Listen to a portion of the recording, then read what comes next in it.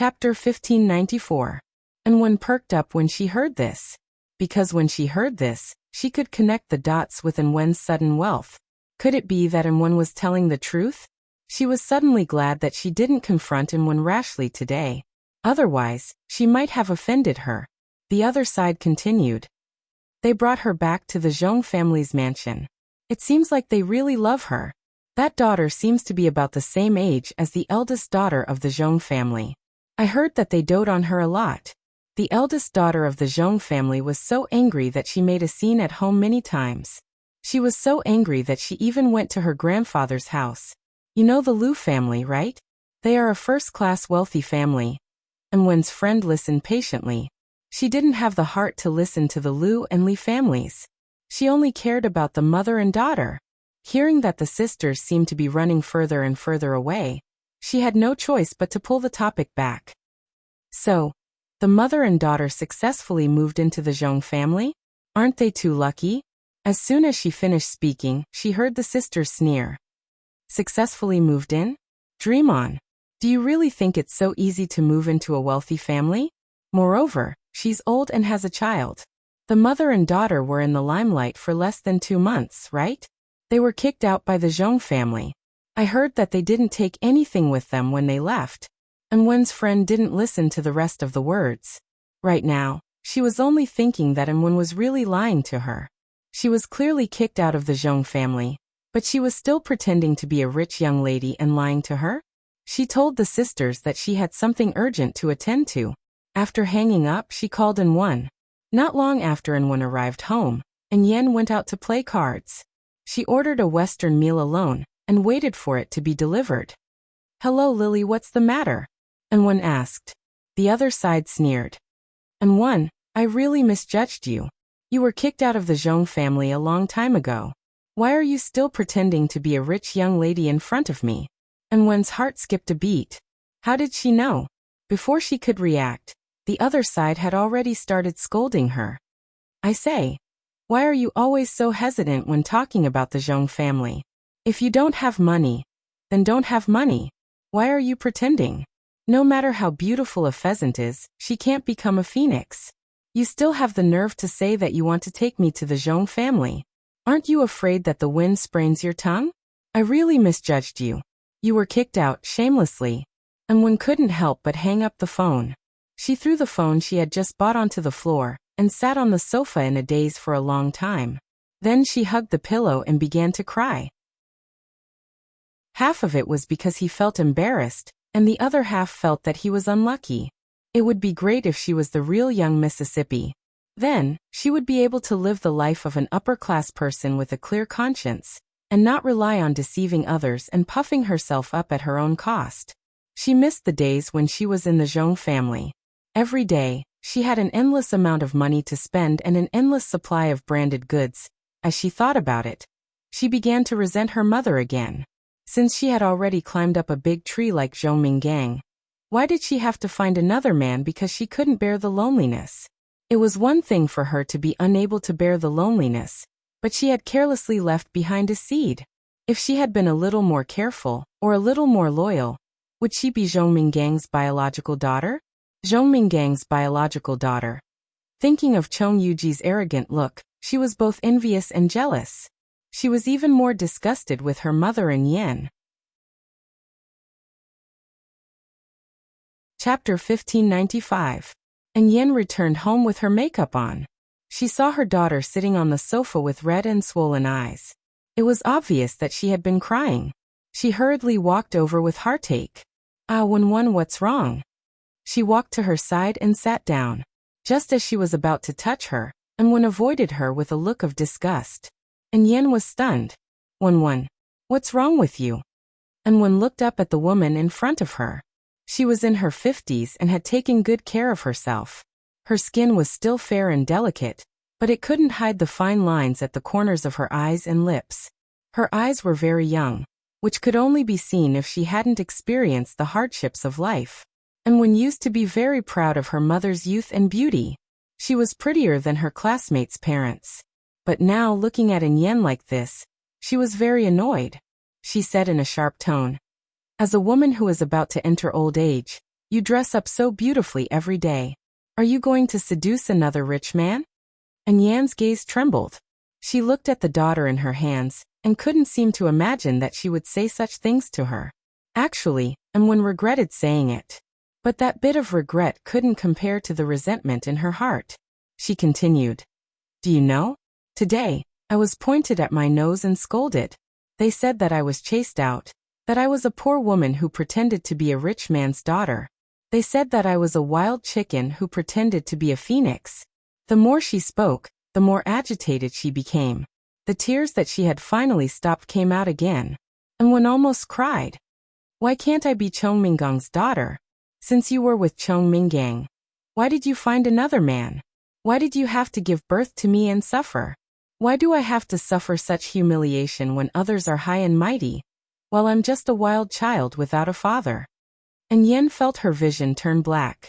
When she gave birth to Eunwon, she didn't deny that she wanted to use the child to force Cheong Mingang. But after all, Eunwon was her flesh and blood. She really loved Eunwon. She spent most of the money Cheong Mingang gave her on Eunwon. She sent her to a high-tuition private school, sent her to learn piano and dance, and took her on a trip every year.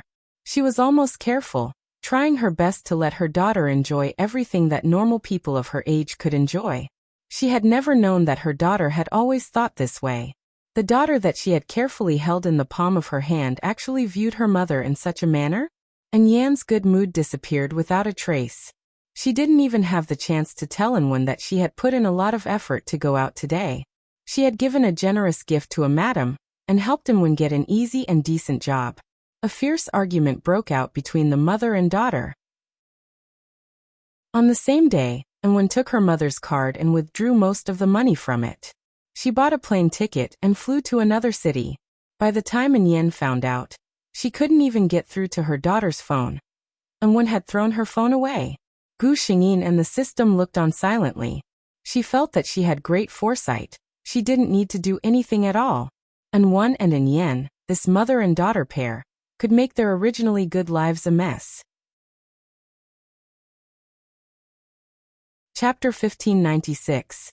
Gu Xingyin's days were divided between the company and her family. Cheong Mingang had been waiting for his daughter to ask him for help when she was flustered. However, it turned out that he was thinking too much. A few days ago, Gu Xingyin found it a little difficult because she was unfamiliar with the company. However, she quickly grasped all the resources of the Cheong Group. Her decisiveness and unique vision in the business world attracted the attention of some of the older generations. Some of the shareholders of the Cheong Group had initially expressed their support for her because of the Liu family. But now they had to admit that even Gu Xingyin had the ability and charisma to convince people. She was neither arrogant nor rash. Although she was young, Gu Xingyin's ability to make big decisions made many old foxes in the business world admire her. The Liu family was worried that their granddaughter couldn't handle the situation, and was ready to save the situation at any time. However, after seeing Gu Xingyin's performance, they felt that their worries were unnecessary. Liu Qingshan, on the other hand, had a gratified look on his face. Since Yuji has such a strong ability, this old man can rest assured. Indeed, a strong family background could only make others envious. However, her own ability could make others believe in her. His granddaughter was like this now. No matter what happened in the future, she wouldn't have a bad life. As the daughter-in-law of their family, the Cheong family naturally paid attention to her. Gu Xingyin had made a lot of movements during this period. The He family obviously knew about it. Old Master He expressed his admiration for Gu Xingyin's business methods. I thought she was a dignified and generous person. I didn't expect her to be so decisive when it comes to important matters. I was wrong. Although he said that, everyone could see the admiration in his eyes. Ichi was even more straightforward. I wonder if sister-in-law will be willing to come to my Huaxia group to test the water after she gets married. Many people were happy for Gu Xingyin. Obviously, Cheong Mingang wasn't one of them. The stronger Gu Xingyin was, the more stable her position was. This meant that he didn't have a high chance of regaining his full power. This made Cheong Mingang, who felt that he hadn't reached the age of retirement, and couldn't let go of his full power, very unhappy. Every time Gu Xingyin returned home, There would be a huge argument between the father and daughter. For example, tonight. Originally, he was in a relatively cold and silent state.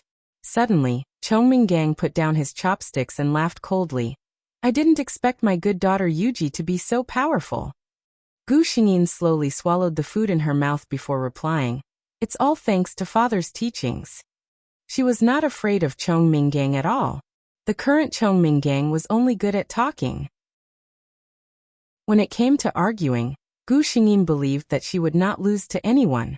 As expected, Zhongming was choked quite badly. He snorted coldly. I just didn't expect that my meticulous upbringing would raise an ingrate. Gu Xingyin put down the chopsticks in her hand. After being disturbed like this, she could forget about having any appetite. She had already bought an apartment near the company. It was time to have a showdown with Chongming. Gu Xingyin looked at Chongming quietly. Father, don't say things like ingrate. You know best what you've done all these years. She began to tell him everything one by one. Chapter 1597. Chongming had an affair with An Yen before he married her mother. But he gave up An Yen for the support of the Liu family. But they didn't stop after they got married. His marriage with her mother was unfaithful from the beginning. He had been having an affair all the time. He always thought that An Wen was his daughter. He even thought about giving a part of his inheritance to his daughter after he passed away. After his wife Liu Qinghe passed away, he had many ideas about the shares in Chong Yuji's hands. Because his daughter Chong Yuji didn't listen to him, and wanted to bring back his illegitimate daughter, and wanted to suppress his daughter. Pile by pile, piece by piece. There were even some things that even Chongming forgot. Gu Xingyin said them one by one. Chongming's eyes gradually widened. He looked at Gu Xingyin. You hired a private detective to investigate me? Gu Xingyin didn't answer him. She had the system, which was much more professional than a private detective. Gu Xingyin finally concluded. Actually, I have always admired you, father. This was the truth. Chong Yuji's feelings for Chongming were no less than Liu Qinghe's. That was why she reacted so strongly to his action of bringing back An Yen and her daughter. Gu Xingyin continued. But what did you do? Ungrateful? You used my mother's family background to develop the Chongming group to what it is today. But from the beginning to the end, you didn't have any true feelings for her. Who is the ungrateful one? You said that you raised me carefully, but in the blink of an eye, you brought back an illegitimate daughter to suppress me.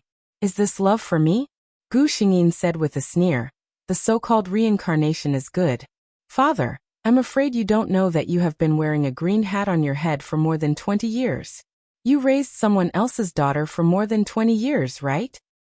This was Chongming's biggest weakness. He couldn't help but shout. Shut up. How could Gu Xingyin shut up? She said. An Yen and her daughter were kicked out. I thought that if this was how it was in the future, we could live a good life. But you wanted to take the shares in my hands. She sneered. If I don't resist, do you think something will happen to me? Then you smoothly became the first inheritor of the inheritance? Chongming's temples throbbed at her sarcastic words. His vision turned black, and he couldn't help but say again, stop talking. He had never thought that the things he had done would make him feel unbearable, when others repeated them. Gu Xingyin's expression remained calm, as if she wasn't talking about herself. You can't take it anymore? I'm the one who has to bear all of this. Chongming's vision finally turned black, and the world spun. Gu Xingyin stood up and shouted, call an ambulance. Father has fainted. The results of Chongming's checkup came out that night. A sudden stroke caused by high blood pressure. What will happen after he wakes up? Gu Xingyin asked. The doctor looked at the young woman in front of him strangely. She claimed to be the patient's daughter, but there was no extra anxiety on her face. But this wasn't something a doctor like him could deal with. He said truthfully, the patient's condition is not very good. If he is better, he can sit in a wheelchair. But it is also very likely that he can only spend the rest of his life in bed. Chapter 95. Around 8 or 9 in the evening, the last 5 chapters of the day were updated. Chapter 1598. Gu Xingyin was silent for a moment when she heard this. The doctor felt that she couldn't understand the young lady in front of her. She stood there with her head slightly lowered. She was expressionless before, but now with the pale light of the hospital corridor shining on the top of her head, there was a feeling of extreme sadness. This was Zhong Yuji's body, feeling sad for her father. No matter how many bad things he had done to her, for Zhong Yuji, he was still the father who held her high and rode a horse when she was young. She said in a low voice, "Please do your best and use the best medicine to make him better." The doctor nodded. He had heard too many such words. Every family member hoped that their loved ones could be well. But the final result was not something that could be decided by people. Gu Xingyin saw that Zhong Minggang was pushed into the ward. She felt a little stuffy, so she went outside to get some fresh air. As soon as she got some fresh air, she met an acquaintance. Zhong Cheng's stepmother, the second wife of the chairman of the Zhong family. When Mrs. Zhong saw Gu Xingyin, she was a little surprised, but after being stunned for a moment, she put on a smile on her face. "Yuji? No, I should call you Chairman Zhong now." Gu Xingyin didn't have a good impression of this woman, but she didn't hate her either. She nodded lightly, "Mrs. Zhong." Mrs. Zhong didn't care that she was too cold at all. She asked with concern, "Chairman Zhong, you came to the hospital." Gu Xingyin said, "Something happened to my father's health." Mrs. Zhong understood. She didn't say anything more. If it was said that the new chairman of the Zhong group had any relationship with her father, Mrs. Zhong definitely wouldn't believe it. If they really had a good relationship, would they use almost coercion to force him to step down? However, since ancient times, the winner was king and the loser was in the wrong. Gu Xingyin succeeded in taking the position and showed that her ability was not inferior to her father's, or even slightly better. No one would say anything more. Mrs. Zhong said, "I'm here this time for our Zhong Cheng." When she said this, there wasn't any sadness on her face, only a little bit of emotion. This was one of the things that Gu Xingyin admired about this woman. She was not Zhong Cheng's biological mother, so she had never been close to her stepson. However, he had never treated him unfairly. Mrs. Zhong knew that in a wealthy family like the Zhong family, if she pretended to be protective of her stepson, not only would it be a thankless task, but many people would also suspect her motives. Therefore, from the very beginning, she had made her attitude very clear. She did not want to get close to him, and she did not treat him coldly. All these years, she and Zhong Cheng had always had an indifferent relationship, but it was also because of this that Zhong Cheng's father had always trusted her and doted on her daughter very much. When Mrs. Zhong spoke, she deliberately glanced at Gu Xingyin. When she saw that there was no expression on her face, she was relieved. Zhong Cheng has some mental problems. Originally, he was fine, but he might have been stimulated earlier and suddenly erupted. Now the situation is not very good. When Mrs. Zhong said this, her gaze was fixed on Gu Xingyin. After all, she knew that Zhong Cheng's great stimulation had something to do with Gu Xingyin. When Zhong Cheng's father heard the news, he was so angry that he threatened to seek justice from the Zhong family. However, he was persuaded by Mrs. Zhong.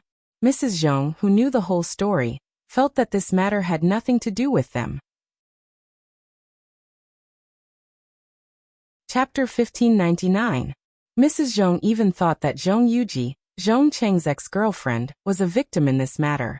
However, Mr. Zhong, who was wholeheartedly attached to his son, had obviously lost his mind. He wanted to find trouble with the Zhong family. In the end, it was Mrs. Zhong who found out the identity of the man who injured Zhong Cheng, which made Mr. Zhong give up the idea. The He family was not someone the Zhong family could afford to offend. Even if the Zhong family gave up the plan to fight with the Zhong family, Mr. Zhong would still treat the Zhong family coldly whenever he saw them. He was different from her husband. Mrs. Zhong did not have much feelings for Zhong Cheng. In this matter, she did not have any ill feelings for the Zhong family. Therefore, she did not mind forming a good relationship with Gu Xingyin in private. If Zhong Cheng's mental state could not recover, then he would definitely not be able to inherit the company in the future. Under such circumstances, her daughter, as the only legitimate heir of the Zhong family, would naturally be able to fight for more benefits. Gu Xingyin was a little interested in what she said. What happened to Zhong Cheng? Mrs. Zhong looked around and made sure that no one was around. Then she slowly said, Zhong Cheng's mother, as you know, divorced my husband by agreement. That woman. Her private life is a little indecent. When Mrs. Zhong said this, her expression was a little strange. Zhong Cheng's mother's matter was considered a big deal in the capital back then. She and Mr. Zhong's family were connected by marriage. Of course, they had no feelings for each other. After giving birth to an heir, they lived separately. It was not a serious matter for both sides to have a lover. Many wealthy families lived like this. However, this Mrs. Zhong was too strange. She had many strange hobbies. For example, she kept many lovers and played with them. She even recorded them with a camera as a memento. Then once, when Zhong Cheng was only 8 years old, he accidentally saw these things when he went to his mother's villa to play. At that time, no one noticed the change in him. It was not until later, when Zhong Cheng began to be afraid of women and hated the touch of all women, that Mr. Zhong realized that something was wrong. He hired a psychiatrist for his son. After 2 years, the knot in Zhong Cheng's heart was untied. However, it was only a temporary solution. Zhong Cheng had been receiving treatment from a psychiatrist in private. It wasn't until he became an adult that he looked no different from a normal person. As a stepmother, Mrs. Zhong knew about these things, but she had to pretend that she didn't know anything. Originally, if Zhong Cheng was lucky, this symptom might not recur for the rest of his life. But it was clear that the experience of breaking up with Gu Xingyin had somehow triggered him. Gu Xingyin. Hearing Mrs. Zhong's words, Gu Xingyin was speechless. To be honest, Chong Yuji didn't do anything that would cause Zhong Cheng's mental illness. It was normal for Zhong Cheng to be dumped. Now that he was in trouble, what did it have to do with her? Mrs. Zhong looked at her and quickly said, "Of course, we all know that Zhong Cheng's illness has nothing to do with you, Director Zhong. It's just a coincidence." Gu Xingyin looked at Mrs. Zhong and smiled. "Thank you for your understanding, Mrs. Zhong." This woman was a rare understanding person. Chapter 1600. Gu Xingyin went back and forth between the company and the hospital every day. When Zhongming finally woke up from the hospital bed, Gu Xingyin also received a message from the system. Su Wen and Zhong Cheng were together again. Gu Xingyin raised her eyebrows. Su Wen had gone out of town, and Zhong Cheng was receiving treatment at a local hospital. How did they meet? After the system's explanation, Gu Xingyin understood. Zhong Cheng's condition could not be treated effectively in this hospital, so Zhongming's father sent his son to a hospital in another city. There was a hospital in that city that was famous for its psychiatry department, and it might be of help to Zhong Cheng's condition. And one happened to be in that city. Coincidentally, when Zhong Cheng went out for a walk with his bodyguards, he met one who was wandering around aimlessly. Gu Xingyin. What an ill-fated relationship. What happened after that was even more bizarre. Zhong Cheng, who refused to get close to anyone because of his illness and had violent tendencies, was actually very tolerant of one. This tolerance was reflected in many aspects. For example, he allowed one to be within a meter of him, and he was even able to have dinner with her. He even felt that being with one made his heart feel very peaceful. One did not know about Zhong Cheng's condition, and thought that he was still the same as before. She saw this as an opportunity given to her by God, and used all her means to seduce Zhong Cheng. The two of them went back and forth, and they were stuck together again. Gu Xingyin. This was not logical. She asked the system in shock. Why is Zhong Cheng sick, but one can break the norm? The system said, I don't know either. Maybe Zhong Cheng is sick, and one is the cure? Gu Xingyin. This setting is really good. As she chatted with the system, she saw Zhongming's father open his eyes. Zhongming's father saw Gu Xingyin, and the argument between the two flashed in his mind. He immediately scolded. Why are you standing here and being an eyesore? Get out of here. Gu Xingyin glanced at him and dutifully pressed the bell to call the doctors and nurses in. Soon the people from the hospital came in to check on him. At this time, the father realized that he was lying on the bed and couldn't move. His lower body didn't listen to him at all. Faced with such a situation, his first reaction was to glare fiercely at Gu Xingyin. He glared angrily and said, You evil woman, what have you done to me? Gu Xingyin lowered her eyes. It seemed that there was no way for the two of them to communicate properly. Before she could say anything, the doctor beside her couldn't take it anymore. He stood up and said, "Mr. Chong, you had a stroke because of sudden high blood pressure. Now you have temporarily lost feeling in your legs. If you take good care of yourself, there is hope for you to recover." He looked at Gu Xingyin, who lowered her eyes and didn't speak. He impulsively added, "During the days when you were in a coma, your daughter came to see you every day. How could there be any overnight enmity between father and daughter?" Unfortunately, Zhong Ming's father was stunned by the news that he had a stroke. He didn't hear the rest of his words. He just moved his legs in disbelief, and found that they didn't listen to him at all. He suddenly became agitated, and used his hand to hammer his legs. As he hammered, he scolded, "I had a stroke. I am a cripple. Chong Yuji, are you happy now? No one will fight with you for the position anymore. You win." Chapter 1601. Gu Xingyin looked at Chong Minggang, and suddenly lost interest in continuing to communicate with him. She turned to the doctor and said, "My father is a little emotional. I won't come to see him for the time being. Please take good care of him," she said quickly and left more decisively. Seeing her leave, Chong Minggang was even angrier. The doctor saw him like this and felt a headache. "Go and get the tranquilizer." Gu Xingyin sat on the bench downstairs of the hospital. Speaking of which, her mission in this world was basically completed. All the people who had hurt Zhong Yuji didn't get a good result. And then her daughter left the family with nothing. Zhong Cheng's mental illness acted up. Chong Minggang had a stroke and was paralyzed. She silently looked at the people coming and going at the entrance of the hospital, and suddenly had a feeling of losing her target. Then, she felt a shadow pressing down on her head. There was a clear and distant lotus fragrance enveloping her. Lu sat down beside her. "What are you thinking about? Why are you so fascinated?"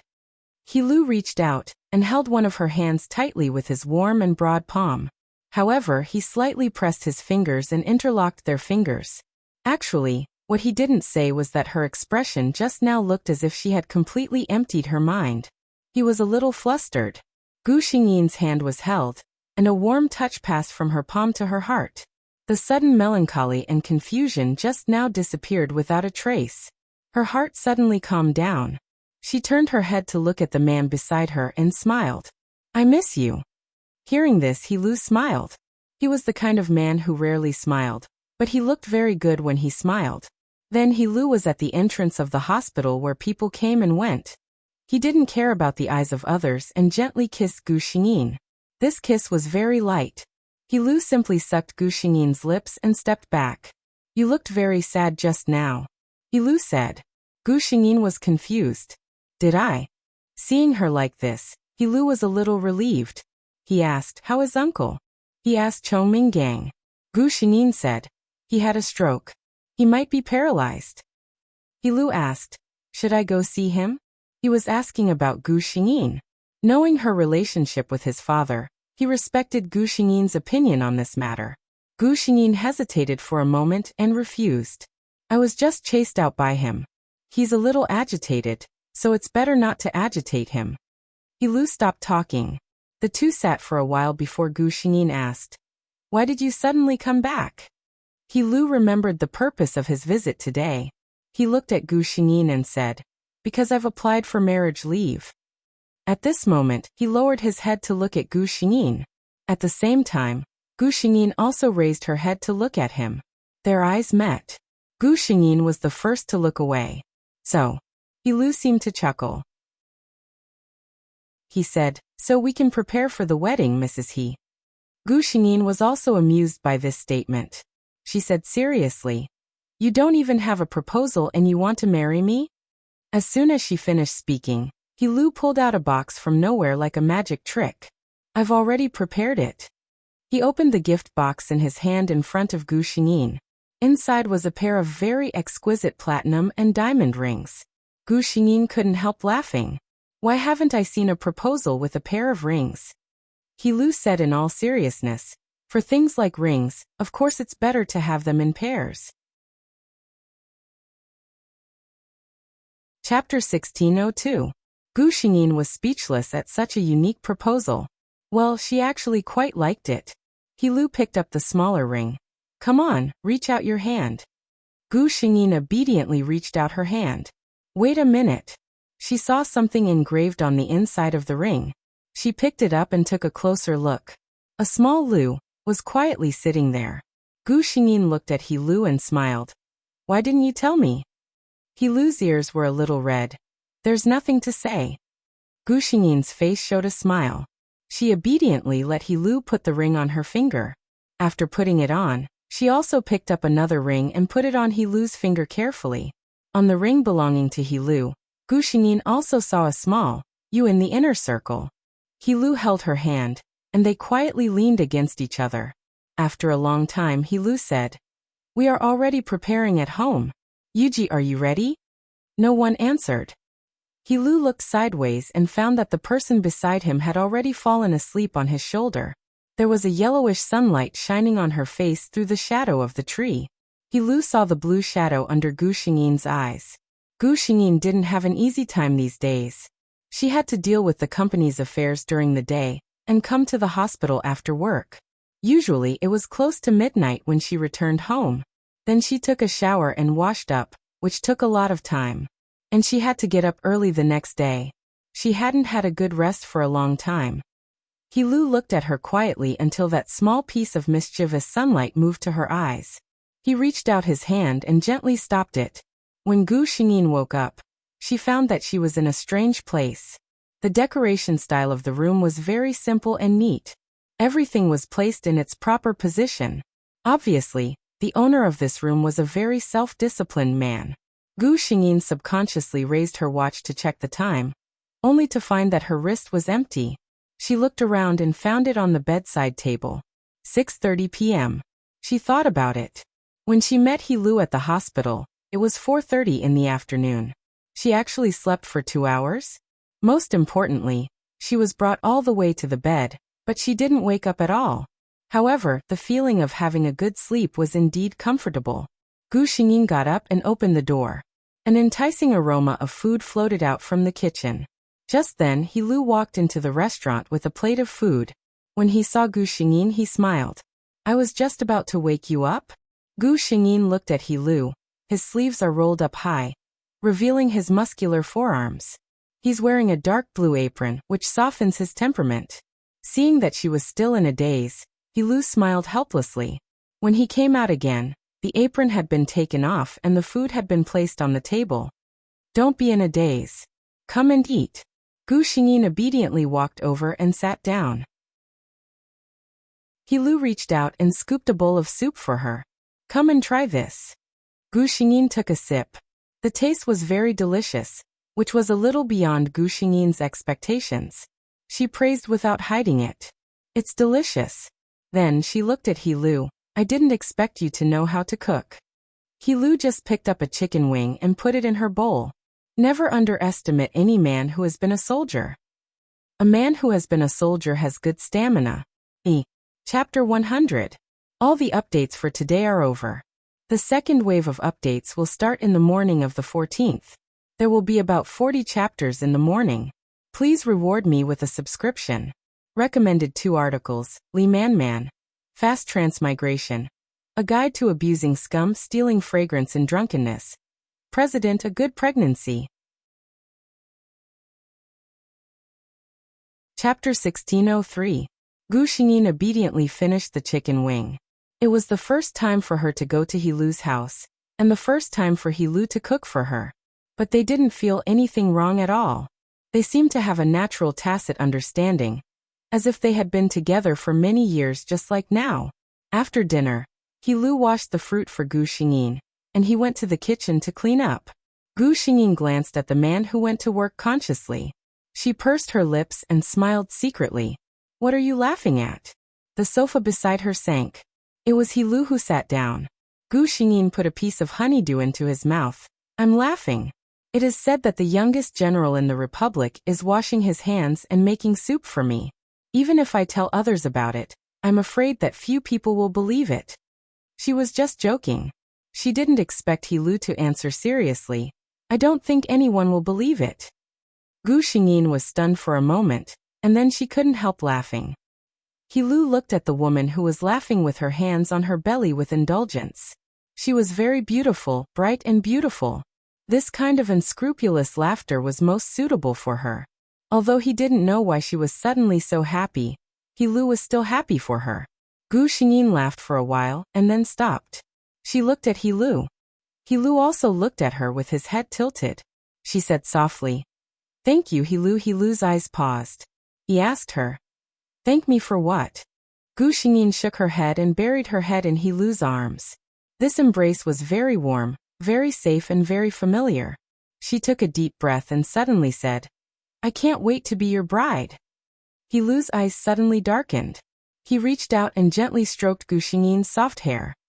"Why do you suddenly say that?" Gu Xingyin felt very comfortable when his hands stroked her long hair. She couldn't help but rub against him. She had only slept for 2 hours in the afternoon, but now that she was full, she actually felt sleepy again. "No reason, I just suddenly feel that I really like you." Gu Xingyin lay in his arms and said with a smile. The next moment, she felt her body being flipped over. Then he shifted his gaze and his body sank. Gu Xingyin was half lying on the sofa, while Lu was lying on top of her. "Hasn't anyone told you that it's dangerous to say such things to a man who likes you?" Lu narrowed his eyes and asked her. Gu Xingyin was not afraid at all. She reached out and took the initiative to wrap her arms around his neck, pulling him closer to her. The tips of their noses were touching, and they could smell each other's breath. "Oh, then tell me, what are the dangers?" Lu's gaze deepened. "For example, losing your innocence." Gu Xingyin couldn't help laughing out loud. Lu's words were really too interesting. Lu looked at the woman under him. There was a smile in her eyes, and she didn't look worried at all. "Are you really not worried at all?" Gu Xingyin said with a smile. "I'm not worried, because I know you won't do that." Such a matter-of-fact tone made Lu's heart tremble. He asked in a low voice, "Why are you so sure that I won't?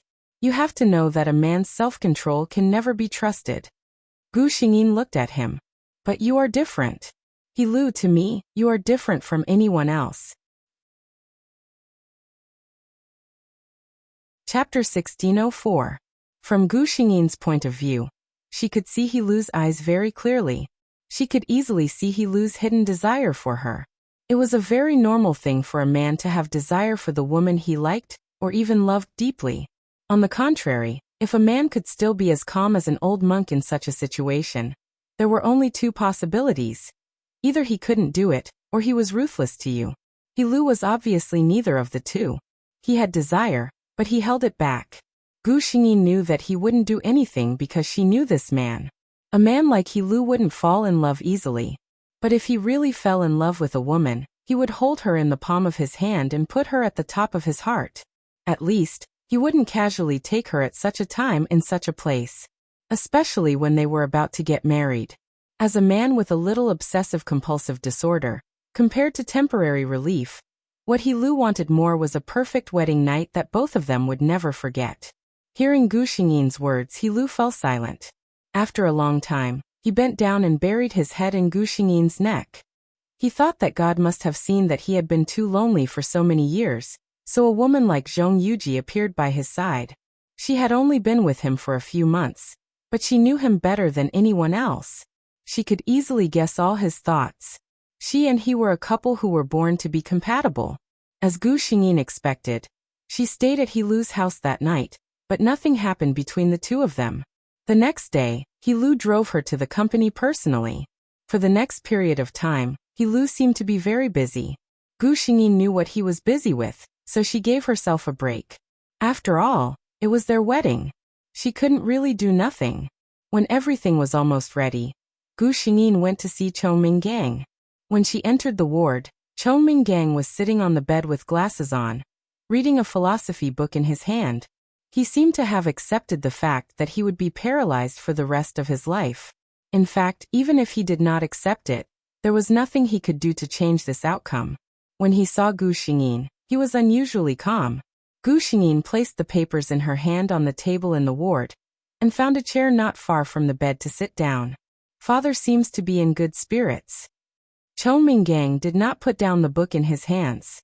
Life has to be lived by itself. I still want to live for a few more years. The two of them fell into silence. Halcyon had just finished reading a page when he finally raised his head. You came to find me for something, right? He had been thinking a lot these days and had probably figured it out. It was not hard to understand why Gu Xingyin would hate her father. Putting aside the things he had been working so hard on, and thinking about the things he had done from a different perspective, Chong Minggang suddenly felt that he didn't have that much resentment towards this daughter of his. No matter what, she was his only remaining blood relative in this world. Gu Xingyin did not beat around the bush. I am getting married, father. Hearing Gu Xingyin's unfamiliar address, Chong Ming seemed to realize for the first time that this daughter of his had not called him father for a long time. She had always been a cold and formal father. How could he not have realized it before? Chapter 1605. He asked, get married? With who? He remembered He Lu, who came to visit his family. Although he was surprised, Chong Minggang still asked, He Lu? Gu Xingyin nodded. Chong Ming thought for a while and said, he is a good candidate for a husband, but, he paused and finally said, as long as you are happy. Gu Xingyin sat on the chair and didn't say anything. Chong Minggang couldn't find anything to say for a while. He thought absent-mindedly, when did I become so distant with this daughter of mine? In the end, Gu Xingyin asked, are you going to my wedding, father? This was the purpose of her visit today. According to her, it didn't matter if Chong Minggang, who was her father in name, went or not. But according to Chong Mingyuji's thoughts, she probably hoped to receive the blessings of her family on the most important day of her life. Chong Minggang agreed. Gu Xingyin exhaled. She stood up and said, I will come to pick you up next week. Chong Minggang nodded. He could see that his daughter wanted to leave. He wanted to say that she could sit here for a while. Even if she didn't say anything, just sitting here was good enough. But he didn't say this sentence in the end. Gu Xingyin turned and walked out of the ward. Chong Minggang looked at the door of the ward in a daze. After a long time, he turned his head and looked at the fresh flowers in the vase next to him. He lowered his head silently. Because of the true identity of the He family, He Lu and Gu Xingyin's wedding wasn't widely publicized. But although it wasn't widely publicized, it wasn't any less ostentatious. If someone with sharp eyes was here, they would find that many people who came to attend the wedding were people who often spoke on the international news. As a company that cooperated with the Chong family, the Zhong family also came. Mr. Zhong didn't come because he was busy with work. Although Mrs. Zhong felt that her husband's behavior was stupid, she couldn't persuade him. She could only bring her daughter here. As for Zhong Cheng, he was still living happily within one in that small city. Mrs. Zhong arrived at the banquet hall. Although she was mentally prepared, when she saw the familiar guests, she couldn't help but gasp. With the Zhong family's status, she was considered to be a popular figure at some of the business gatherings. But here, Mrs. Zhong turned her head and whispered to her daughter who had just reached adulthood, Fei Fei, stay by my side later and don't be in the limelight. Our Zhong family can't afford to offend the people here. She had always been very practical when it came to educating her daughter. She had never taught her daughter to be a frog at the bottom of a well. Compared to ordinary families, the Zhong family was very good. However, in front of the real top wealthy families, they were not much different from ordinary people. Zhong Feifei was a sweet-looking girl. She glanced at the guests in the hall, nodded and whispered, Don't worry, Mom, I know what I'm doing. Mrs. Zhong patted her daughter's hand in relief. Mom has always been at ease with you. She had no feelings for Mr. Zhong. The proudest thing in her life was that she had given birth to such an obedient and sensible daughter. Chapter 1606. As the main character of this wedding, Gu Xingyin naturally received attention from all directions. Many guests were secretly puzzled. Logically speaking, this bride's family wasn't ranked high in the capital. In the past, many families that were much stronger than her family had revealed the intention of marriage to the He family, but without exception, they were all rejected. They really couldn't understand why He Lu had waited for so long, but in the end, They had chosen such an ordinary rich girl. However, they would only think about this in their hearts. If they showed it on their faces, they would be fools. He Lu and Gu Xingyin didn't care about what other people thought. These people had nothing to do with their lives, so why should they care about them? The two exchanged rings and tokens. As the bride's father, Zhong Minggang sat in the front seat in a wheelchair. Next to him were He Lu's parents. Old Master He was sitting in the main seat. He came personally to let everyone see how satisfied the He family was with Gu Xingyin as their daughter-in-law. Mrs. Zhong and Zhong Feifei chose a position that wasn't very conspicuous. Zhong Feifei looked at the dazzling newlyweds on the stage, and her heart was filled with envy. "Mom, Sister Yuji looks so happy," she whispered. Because of Zhong Yuji's relationship with Zhong Cheng, she and Zhong Yuji were familiar with each other and had a good relationship. Mrs. Zhong looked at the woman who almost became her daughter-in-law on the stage and sighed in her heart. In the end, it was Zhong Cheng who didn't have good fortune. She was an experienced person. She could tell that the famous General He's every move was full of care and intimacy for Gu Xingyin. This showed that the two had a good relationship. The attitude of the He family also showed that they were very satisfied with Gu Xingyin. She smiled and said to her daughter, "Feifei, in the future, you will be as happy as your sister Yuji." Zhong Feifei blushed and didn't say anything. When the guests finally left, Gu Xingyin couldn't help but breathe a sigh of relief. Although it didn't hurt to stand for a day in special high heels, it was still very uncomfortable. He Lu, who had been paying attention to his wife, quickly asked, "Are you not feeling well?" As soon as he said that, he received several mocking looks. Although most of the guests had left, He Qi and his wife, as well as Gu Xingyin's cousins, these young people had not left yet. As for Old Master He, Father He, Mother He, Chong Minggang and the other elders, they left after giving the gifts. They knew very well that with them around, the youngsters wouldn't be able to let go. Gu Xingyin said calmly, "My feet don't feel well." As soon as she finished speaking, He Lu frowned and said, "I knew it. Wearing such high shoes, you must feel uncomfortable standing for a day. I asked you to change to a lower pair, but you refused, saying that they don't look good." Gu Xingyin widened her eyes. Of course, she wouldn't change it. This was the most important day in a woman's life. So what if she felt a little uncomfortable? It had to be perfect. Cough cough. He Qi coughed dryly. "I say, He Lu, your brothers are still here?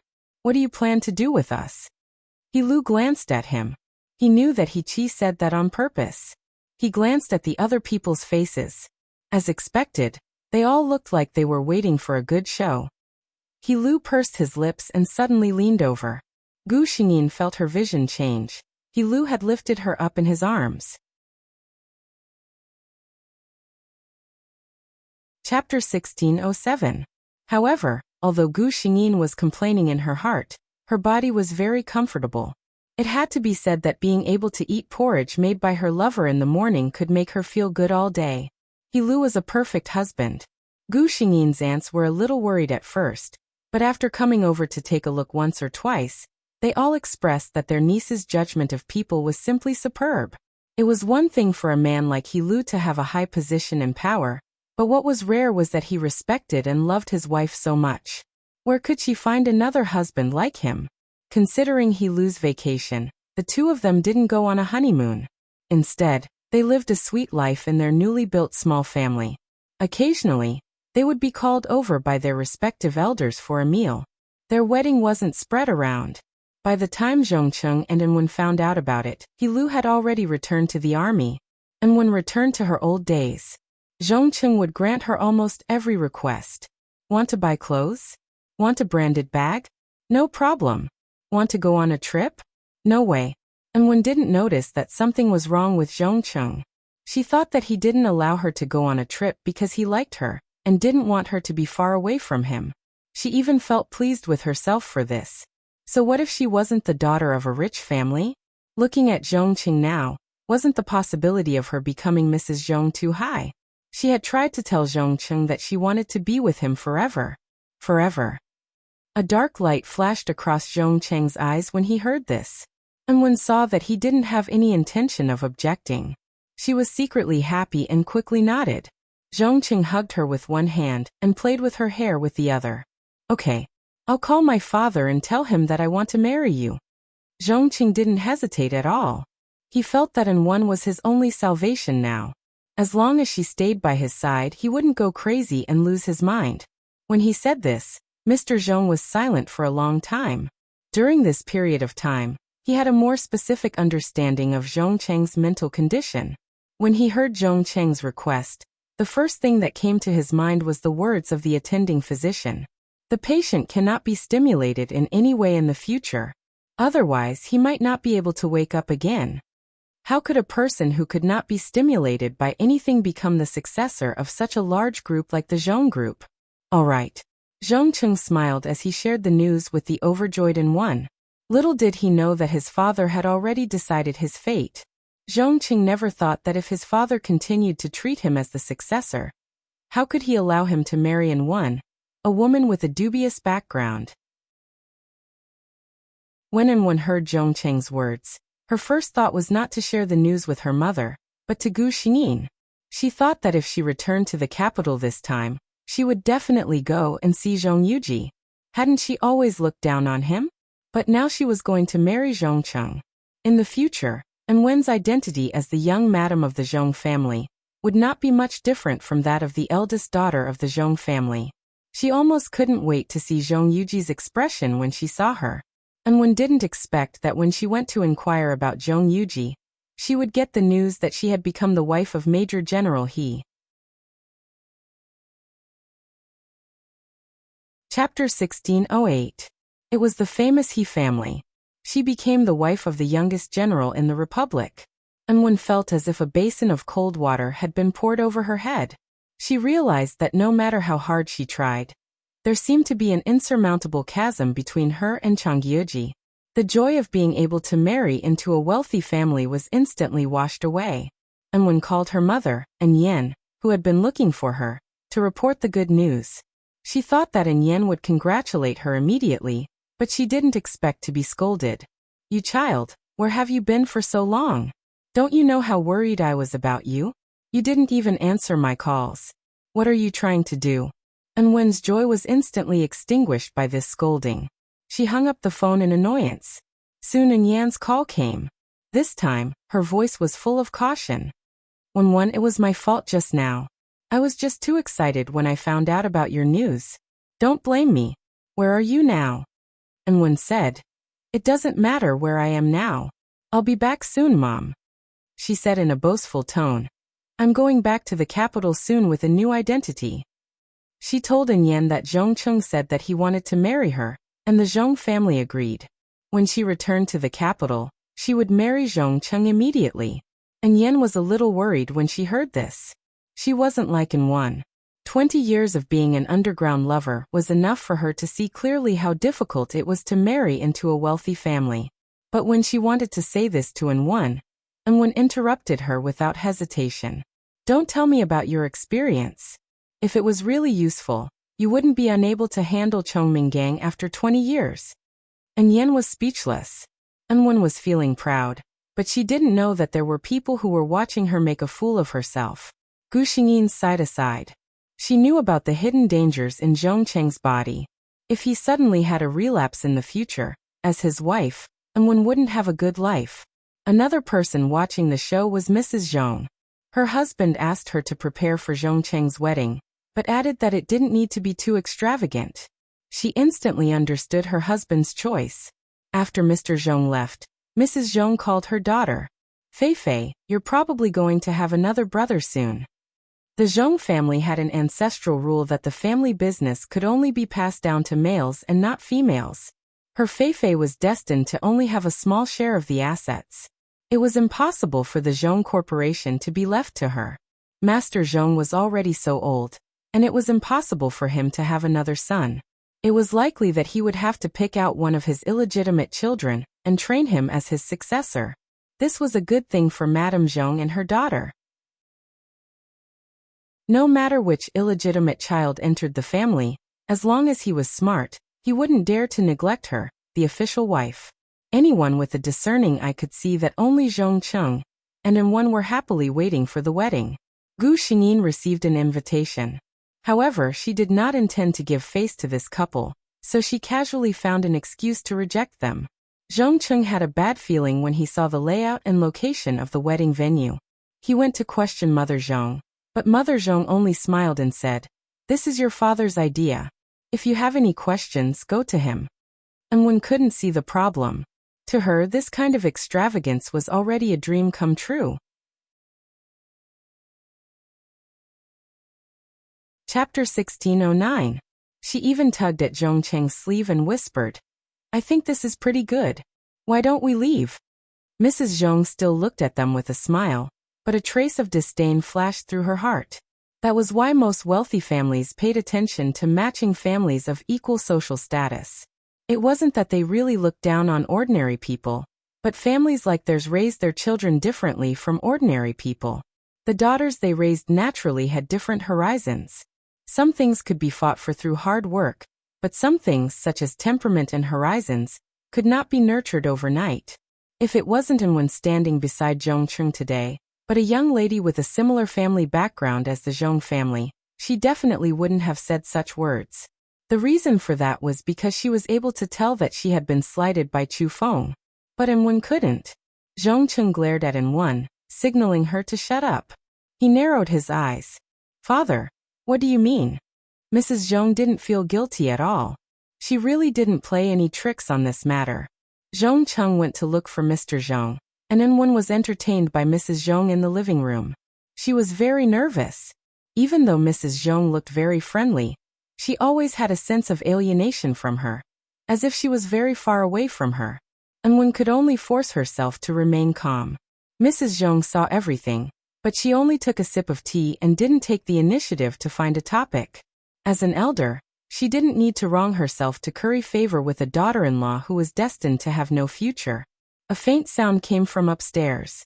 It seemed like the father and son were quarreling. Anwen was a little worried. She wanted to go up, but Mrs. Zhong stopped her. "It's better not to go into the study." Anwen had no choice but to sit down. After a long time, Zhongcheng came downstairs. Anwen was shocked when she saw him.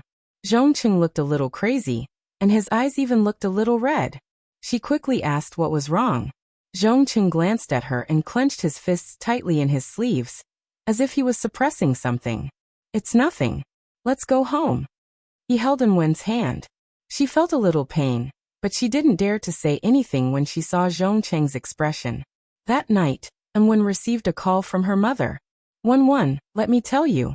I heard a piece of news. That Zhongcheng." And Yen told Anwen the news she had painstakingly gathered. "What did you say?" Anwen was in disbelief. Zhongcheng has a mental illness? She subconsciously wanted to deny it, but Zhongcheng's crazy red eyes appeared in front of her. No, she told herself. This can't be true. What are you talking about? Who's mentally ill? A sinister voice came from beside her ear. Anwen turned around and saw Zhongcheng looking at her coldly. Anwen was so shocked that she dropped her phone on the floor. When Gu Xingyin heard the news, Anwen was already in the hospital. She was thrown to the ground by Zhongcheng, and her left forearm was fractured. This was nothing. What surprised Gu Xingyin was that Anwen was still willing to marry Zhongcheng. What is she after? Gu Xingyin could not understand. And Yin couldn't understand it either. When she heard her daughter's words, she suspected that there was something wrong with her ears. You still want to marry him? And Wen's expression remained calm. Why not? Chapter 1610. And Yen pointed at the wound on her daughter's body. Didn't you hear? Zhongcheng is sick. She lowered her voice when she said this. And Yen looked at her daughter's wound and felt distressed. You haven't gotten married yet and he hit you. What are you going to do in the future? And Wen's uninjured hand was clenched tightly under the blanket. Her face was still a little pale, but her tone was very firm. So what? She raised her head and looked at Yen, her eyes flashing with a brilliance that Yen couldn't understand. If I marry him, I will be the young madam of the Zhong family. I will have an endless amount of money to spend, and I will be able to buy whatever I want. No one will ever laugh at me for being a wild chicken that wants to climb up the tree again. Her eyes were very bright, but her tone was getting more and more intense. This is my chance, mother. I know now that if Zhongqing didn't have this illness, I wouldn't have the chance to marry him. Most likely, all parents in the world would view their children as the most important thing. Therefore, Yen tried to persuade her daughter. What if he hits you in the future? One was silent. During the day, I will stay with the servants. At night, if he doesn't act up, he won't hurt me. This meant that she couldn't guarantee anything. Seeing that her mother still wanted to say something, Wen shook her head. I know. If I marry him, I might not have a good life. Wen smiled indifferently. But what does it matter? I'm not living a good life now. I've had enough of being calculative for half a day just to buy a dress. I won't regret it. Yen left in the end. On the day of Wen's wedding, she didn't appear. This was because although the Zhong family could accept a daughter-in-law who was born poor, they couldn't tolerate an in-law who was a mistress. They even hid Wen's birth and only said that she was a poor university student from a famous brand. Gu Xingyin didn't attend the wedding, but she saw the newspaper. Wen's face was covered with exquisite makeup, and she was holding Zhongcheng's hand happily. The two of them looked very sweet.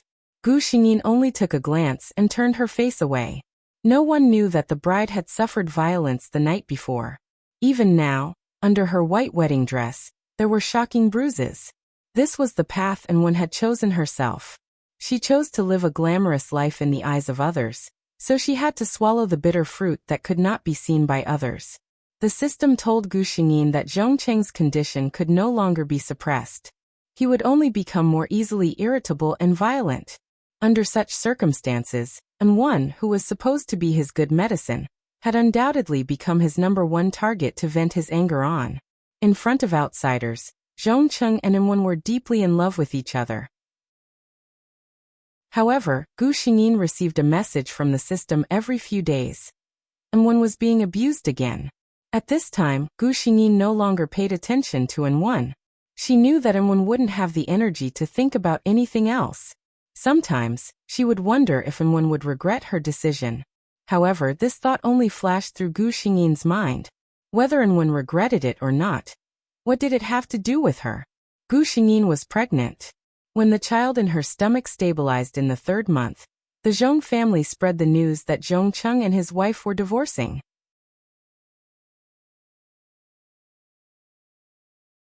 Chapter 1611. At that time, Lu had already applied for a transfer, and he had been transferred to a more leisurely position. This way, he would have enough time to accompany his wife when he didn't have any missions. Seeing that Gu Xingyin was interested in Zhongcheng and in Wen, Lu wasn't jealous. He even told Gu Xingyin the news he had heard. I heard that the Zhong family is in a mess. It seems that Wen was pregnant and had an accidental miscarriage. An accident? Gu Xingyin knew that there was no accident at all. However, because neither of them had any experience as parents, Wen didn't even know that she was pregnant. Then, Zhongqing abused her and made her bleed. The child couldn't be saved. Wen had been suppressing her emotions for more than half a year. She finally couldn't take it anymore and wanted a divorce. Of course, Zhongqing wasn't willing. And Father Zhong, who had been looking at his son's condition for a while, didn't agree to the divorce either. In his opinion, Wen's existence could make his son's condition better. If even Wen left his son, Zhongcheng's condition would probably worsen even more. As for Wen's feelings, Father Zhong said, "You entered the family for the Zhong family's wealth back then, and now you want to leave? It's not that easy." In the end, this matter was left unsettled. At that time, it was so big that the Zhong family used their connections to suppress it. After that, Gu Xingyin rarely paid attention to Wen's news. Once, she suddenly wanted to go shopping on a whim. That impulse came too suddenly. Lu knew that sometimes, pregnant women's actions couldn't be understood. He could only quickly prepare the car and follow her wishes. In the bustling business district, Lu supported Gu Xingyin in fear. He also had to pay attention to his surroundings, afraid that someone would suddenly rush out and bump into his wife. Gu Xingyin found it funny. She said, "You don't have to be so careful. How could you bump into someone so coincidentally?" But no matter what she said, Lu was still worried. The two of them chatted and laughed, not noticing a woman standing not far away. and Wen stood at the entrance of a women's clothing store and looked at the two of them not far away. The woman's belly was very big, and it was obvious that she had been pregnant for a long time. She was protected by the man in a very careful and protective manner. Chong Yuji's face did not have the fatigue and sallow of a pregnant woman. On the contrary, her face was rosy and lustrous. Because she was about to become a mother, she emitted a gentle motherly glow. She actually looked even more beautiful than before.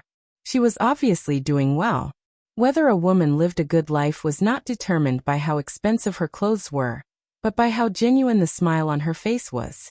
As if sensing her gaze, Gu Xingyin raised her head and looked over. The moment she saw Wen, Gu Xingyin suspected that she had recognized the wrong person. The haggard woman in front of him, who couldn't be concealed even with heavy makeup, was Wen? Even though she knew that Wen wasn't doing well, Gu Xingyin was still surprised when she saw Wen's face, which looked like she was in her 30s. She's really getting old. Meeting Gu Xingyin's gaze, Wen lowered her head as if she had been electrocuted. Then she turned around and left in a hurry. Wen didn't want to face such a happy Chong Yuji.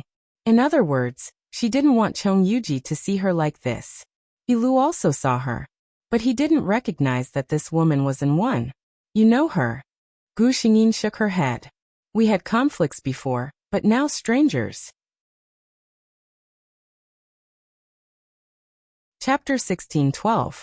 After that, Gu Xingyin never saw Wen again. On the other hand, the news of Wen and Zhongcheng's discord could no longer be suppressed and kept spreading. When Gu Xingyin's first child was 1 month old, Wen died. And it was a very tragic death.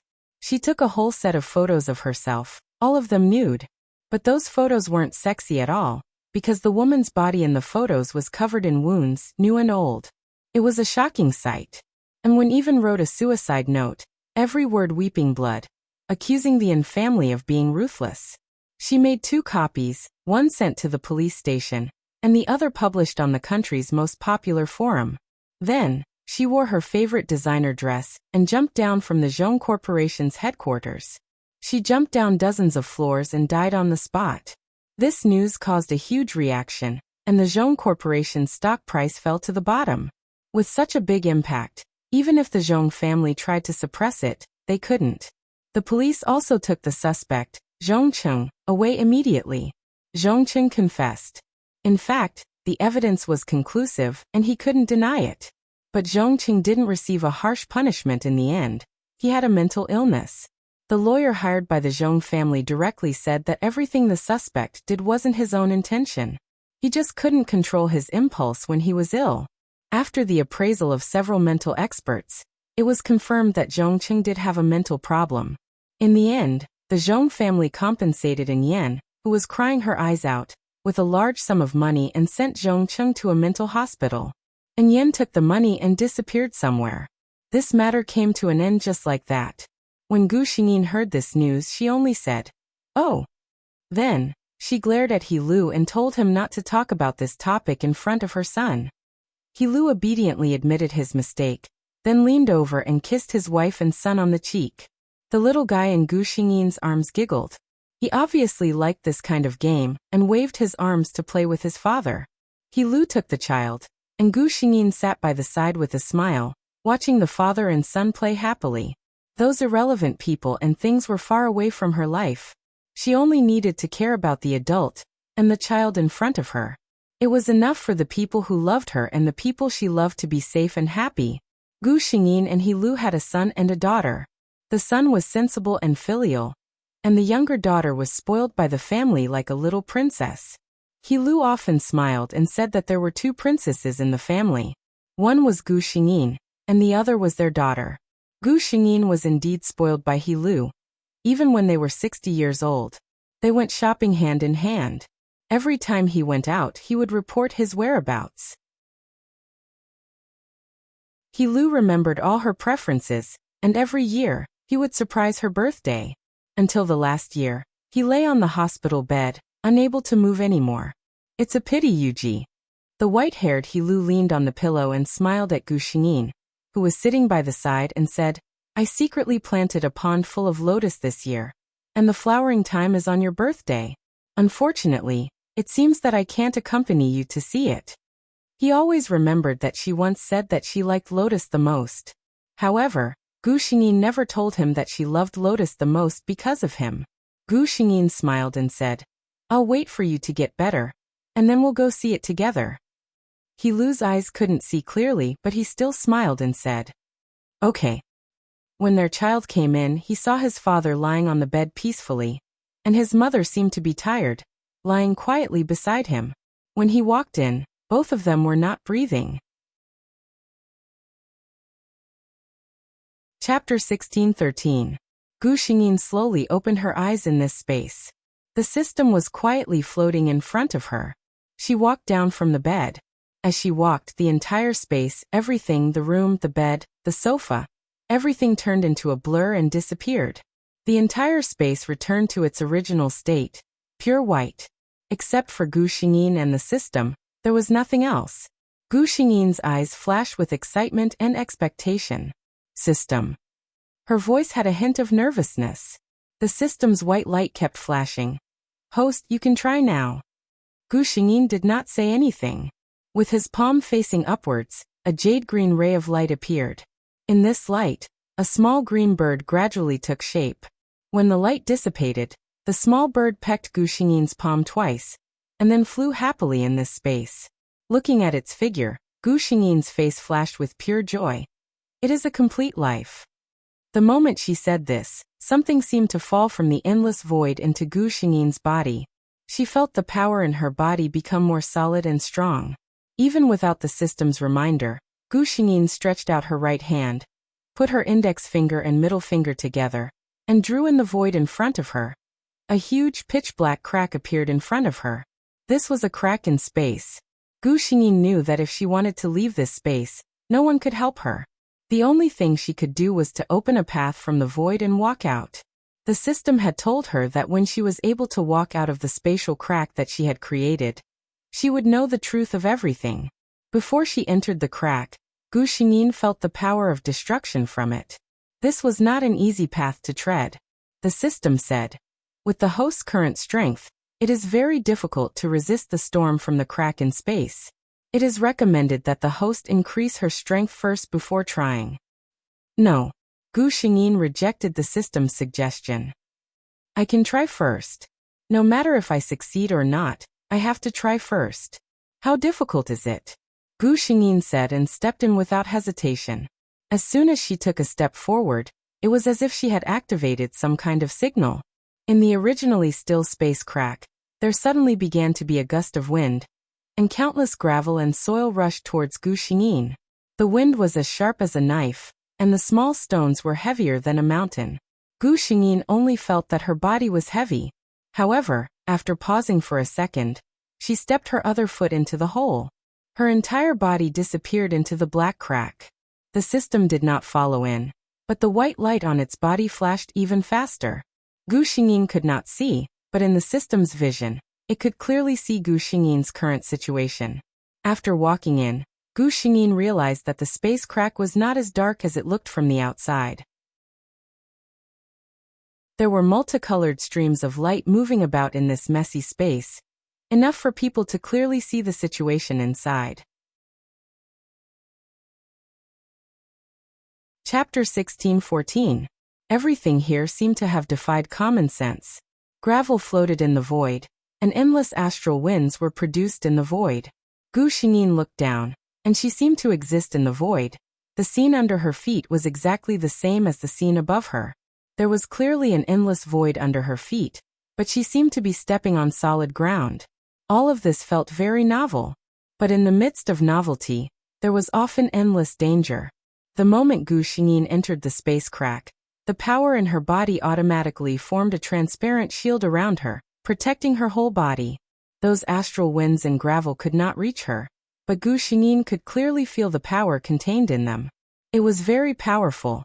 Gu Xingyin was very clear that if she had just been born, she would have been turned into dust on the spot if she encountered such power. There was no path in the void, but Gu Xingyin seemed to be guided by something, and she walked forward in a direction. Since there was no path, she naturally could not see the end. Gu Xingyin did not know how far she had to walk to get out of this space crack, but she knew that as long as she walked forward, there would definitely be an exit. As long as she walked to that exit, she would know everything, including finding that man. Her steps were very slow. It wasn't because she did it on purpose, but because the astral winds and gravel from the void, as well as the invisible pressure, were hitting her like a huge mountain. She had no way to speed up and walk forward. Moreover, with every step she took, Gu Xingyin could feel that the pressure from the void was increasing. Every step she took was more difficult than the previous one. After walking for an unknown period of time, she knew that she had reached her limit. At this time, her clothes and sleeves had already been torn to shreds by the astral wind that had penetrated in. Her hands had also been cut with streaks of blood. Her breathing was somewhat stifled. She lifted her feet, but there was no way for her to take another step forward. Gu Xingyin raised her head and looked ahead. There was still nothing there, and no one knew how far it was. Gu Xingyin didn't know either, but she could feel that there was no exit in front of her. This road was very, very long. She stopped walking, turned around resolutely, and began to walk back. She had never thought that she would be able to walk out of here in one go. After experiencing the oppressive and destructive forces that were getting stronger and stronger, the way back became extremely easy. The pitch-black spatial crack had always existed in this pure white space, becoming the only color in this space. Until Gu Xingyin stepped out of the room. The moment she left, the black crack disappeared without a trace. The space in front of Gu Xingyin turned into a void again, as if the previous devouring crack had never existed. However, Gu Xingyin lowered her head and looked at her sorry appearance. All this proved that everything just now had really happened. With a thought, she changed her clothes in an instant, and the wound on her arm healed at a speed visible to the naked eye. It seems that I still have a long way to go. She sighed softly. Looking back at the system, which had been guarding the same place, Gu Xingyin's gaze softened. Continue to complete the mission, system. Yes, host. Chapter 16:15. When Gu Xingyin woke up, she felt that her surroundings were very noisy. She subconsciously shouted, "Be quiet." Sure enough, the surroundings quieted down. Gu Xingyin woke up. She raised her head and looked around. She realized that she was in a classroom. The students around her were all looking at her. Looking at the lively scene, it should be the end of class. After class, others were chatting while she was sleeping. She even yelled at others. Gu Xingyin was embarrassed. She decisively pretended to be sleepy and turned to face the wall to sleep. System transfer memory, she said. Soon she knew the plot of this time. The original Mo Bay was the school hunk of Chuan Nan First Middle School. That's right, the original Mo Bay was the school hunk. If Gu Xingyin wasn't sure that this body of hers was that of a real woman, she would have been shocked. What happened next made her feel helpless. Mo Bay's mother gave birth to a boy and a girl, a pair of twins. The older brother was Mo Bay and the younger sister was Mo Bayan. 3 months later, the older brother, Mo Bay, died of a high fever. Mo Bay's mother was a very typical old-fashioned woman. She favored boys over girls, and was afraid that she would lose her status in the family without a son. Coupled with the death of her son, whom she had high hopes for, she might as well go all the way. She concealed this matter and lied to the public that the one who died of a high fever was her daughter, Mo Bayan. Then, Mo Bayan became Mo Bay. Mo Bay was raised as a boy. Mo Bay's mother was very strict with her. When she was in kindergarten, she even sternly warned her not to go to the toilet with other children. Mo Bay listened to her mother, so her identity was never discovered. It wasn't until junior high that she learned the difference between boys and girls. She ran back and asked her mother why she was different from what the books said. Mo Bay's mother answered her like this. Your brother is dead, so you have to live in his place. Remember, don't let others know that you're a girl. Otherwise, you and I will be kicked out of the Mo family. The young Mo Bay didn't quite understand these words, but she still felt sad because of the meaning behind her mother's words. She was living in her brother's place. She also did not understand. Her father clearly doted on her very much, but her mother said that her father would chase them out. However, she was still very obedient. She didn't tell anyone about this, including her father who loved her dearly. In the second year of junior high school, her mother got pregnant again and gave birth to a younger brother. Mo-bae's mother's attitude towards her son was completely different from her attitude towards Mo-bae. Mo-bae had never seen his mother look at him with such a gentle gaze, and he had never heard his mother tell him bedtime stories. Compared to her younger brother, she did not seem like her mother's child at all. But at this time, she wouldn't ask anything. That was until he entered high school. Mo-bae, who already had a mature ability to think, slowly understood why his mother had done that all those years ago. She had raised him as a son only to consolidate her position in the Mo family. She had always been thinking about her brother, who had only lived for 3 months in this world. Mom doesn't like her. She was even certain that if her mother could choose between her and her brother to die, that person would definitely be her. Chapter 16:16. By the time Mo-bae found out about this, it was already too late. She had lived as the son of the Mo family for 17 years. Whether it was her father, her younger brother, or her teachers and classmates, everyone thought that she was a boy. Mo-bae didn't even know how to tell her father that she was actually a girl. She was sure that her father loved her. It was because of this that she cherished her father's love even more. She was afraid that she would receive a disappointed look from her father after the matter was made public. As for Mo-bae's mother, after giving birth to her youngest son, she put all her heart and soul on him. She didn't care about the daughter that she had made into this state. She was so cold that it made one's heart turn cold. After a period of confusion and helplessness, Mo-bae simply chose to give up on himself. He began to let loose in school, flirting and fighting in school. Every time she saw her father's disappointed look, she felt extremely guilty. However, after her guilt, she gave up on herself even more.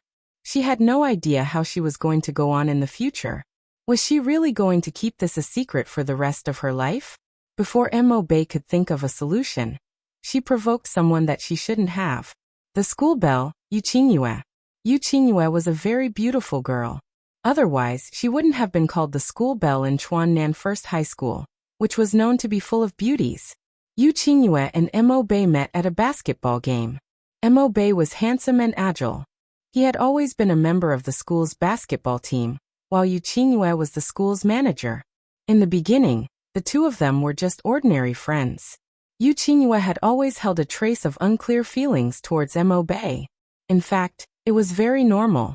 In the pure school days, the little thoughts that sprouted in the minds of boys and girls were basically based on looks and studies. At that time, Mo-bae was still a cold, arrogant, and unapproachable top student.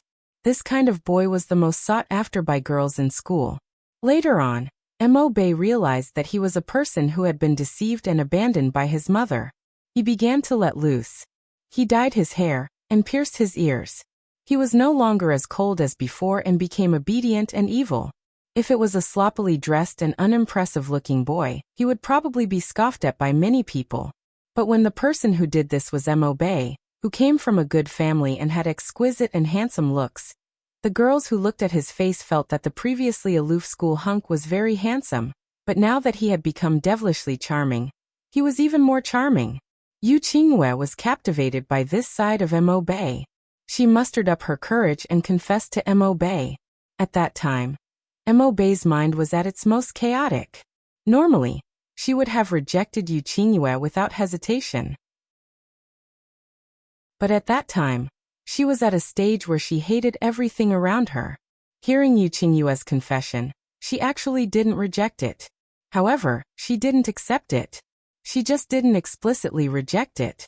It was this vague feeling that made Yoo Ching-yue unable to extricate herself.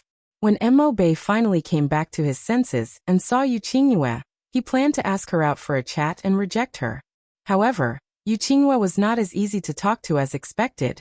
When she heard Mo-bae's words, she instantly felt that she had been fooled. Yoo Ching-yue's background wasn't simple. She slammed the table and stood up on the spot, saying that she wouldn't let her off. Chapter 16:17. Mo-bae did not take Yoo Ching-yue's words to heart. In her heart, Yu Qingyue had always been a sweet and gentle girl. She did not think that he would do anything to her. However, she had been too naive. After school that afternoon, she was stopped by a group of gangsters. It turned out that Yu Qingyue's identity was not like what her classmates thought. She was just a simple rich girl. Her father was the leader of the underground kingdom in Chuannan City. She went home crying and said that she had been dumped. She asked her brother to stand up for her. Yu Qingyue knew her limits. She did not tell her father about this and only told her brother. She was still a kind person. She only asked him to teach Mo Bei a lesson, and not to hurt anyone. Her brother didn't think much of it. He just casually ordered a few people to teach that Mo Bei a lesson.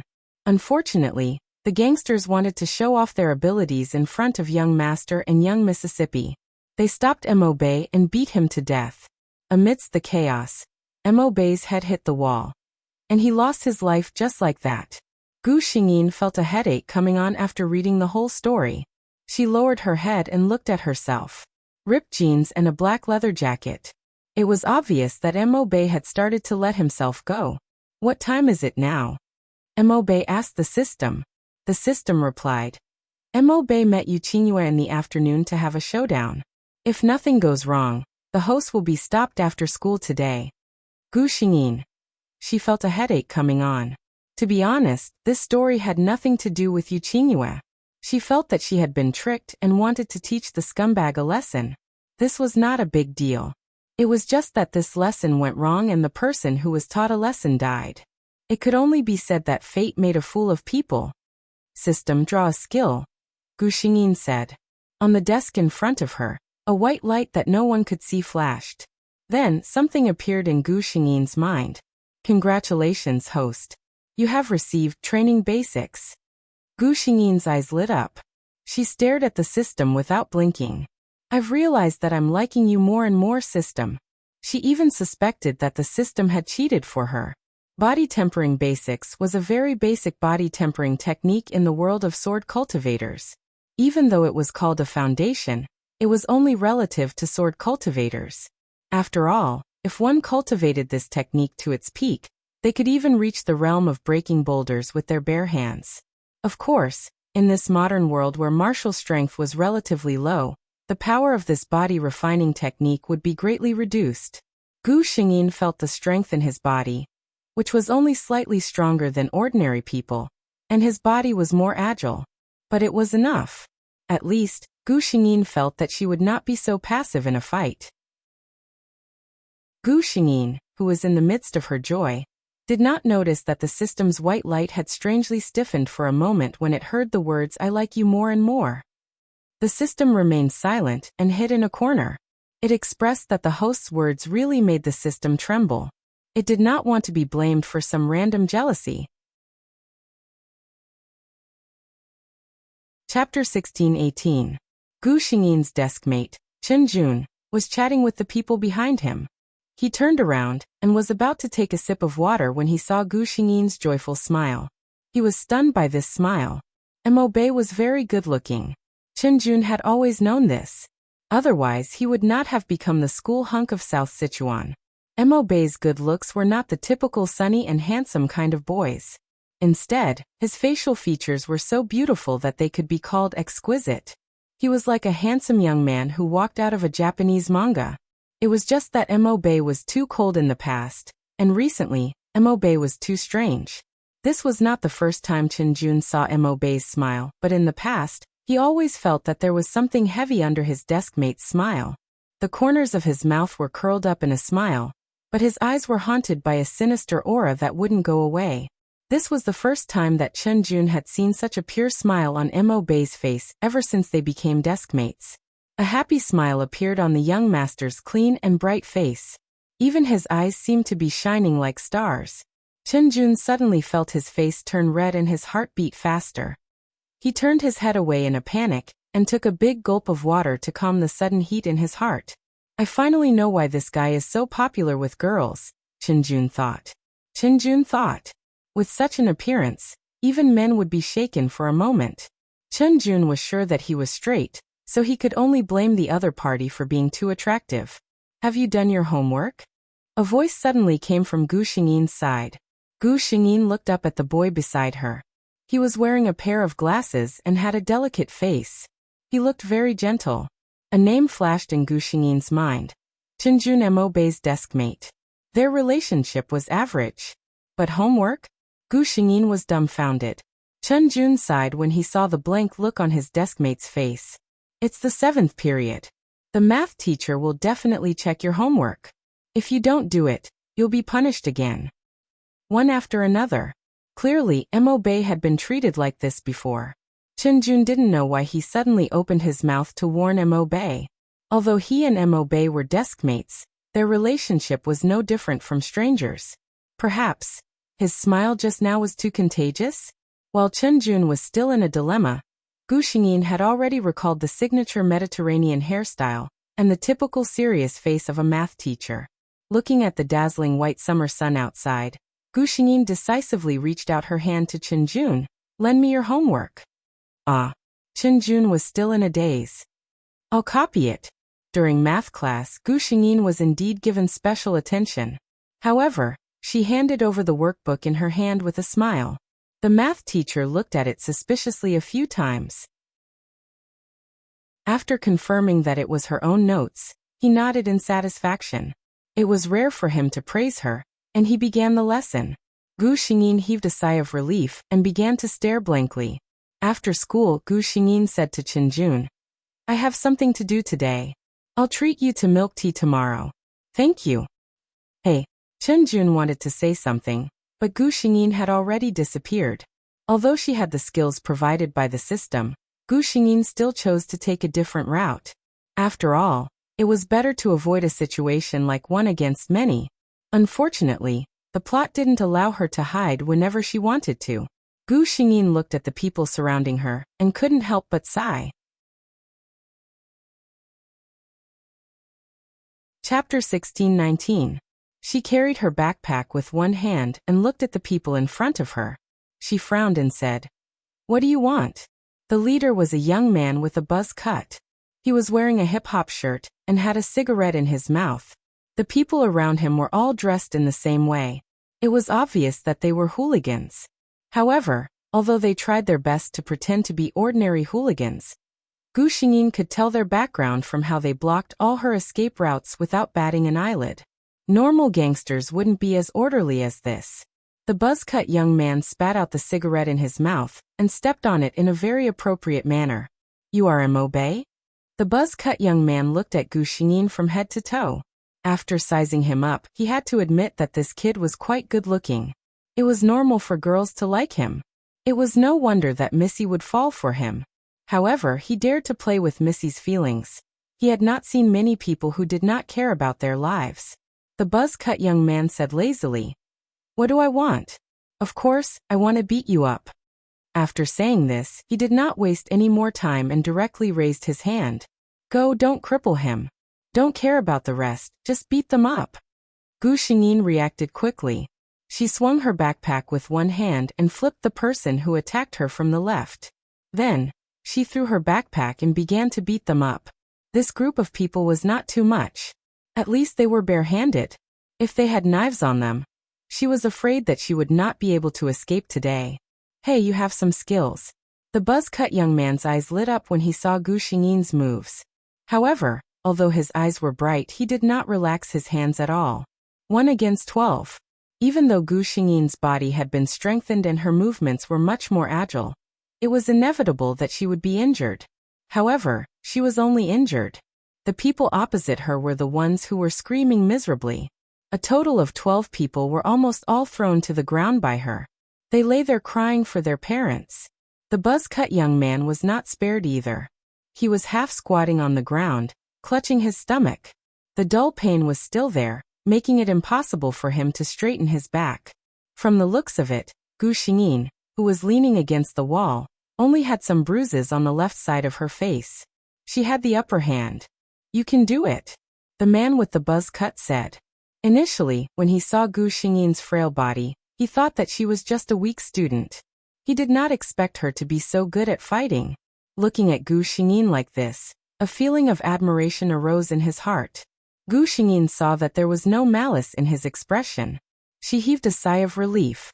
She knew that people like them who mingled in the underworld paid the most attention to ruthlessness.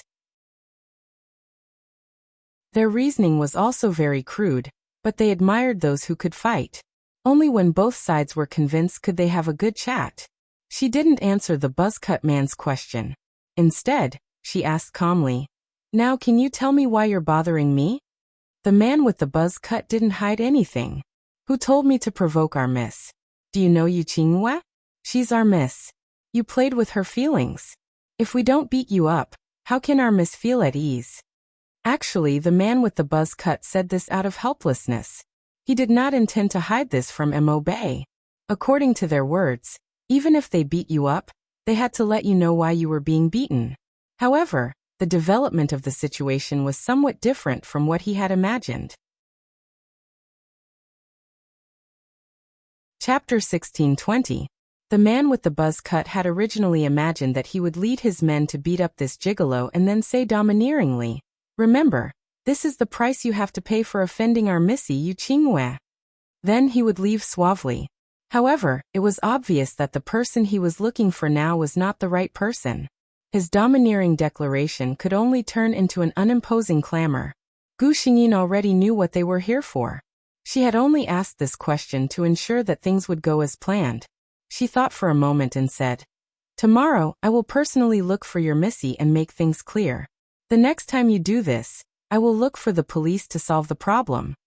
After she finished speaking, she walked to the side and picked up her bag that had been thrown on the ground. She patted the dust off it and left suavely with one hand behind her back. "Police? Police uncle?" The man with the buzz cut was shocked by this address. He had seen how ruthless that kid was when he beat people up. Now that he heard her address him as police uncle, he felt a strange chill in his heart. However, before he could finish feeling disgusted, the familiar sound of a police siren came from afar and was getting closer. Damn it! Who called the police? Why are the police here? The man with the buzz cut was shocked and started cursing. His men all said that they did not know. Although they were in pain all over, they still got up and quickly ran in the other direction before the police arrived. Although the man with the buzz cut was cursing, he did not suspect Gu Xingyin. From his point of view, since she had said that she would look for the police the next time, it was obvious that she would not do it this time. Moreover, they had started fighting from the moment he appeared. Mo Bei had no time to call the police. Gu Xingyin carried her bag and watched as the police car drove past her. Her lips curled into a smile. Of course, she was the one who had called the police. Although she had given them a good beating, it was not enough to vent her anger. These gangsters should reflect on themselves in the police station, so that they wouldn't be looking for trouble all day long. As for what she had said, she had only said that she would look for the police uncle to solve the problem next time. She did not say that she would not call the police this time. After playing the word trap, Gu Xingyin felt that knowledge was power. Read more, fight less, and keep your IQ. She wasn't as relaxed as she appeared to be. Although it looked like only the corner of her mouth was swollen.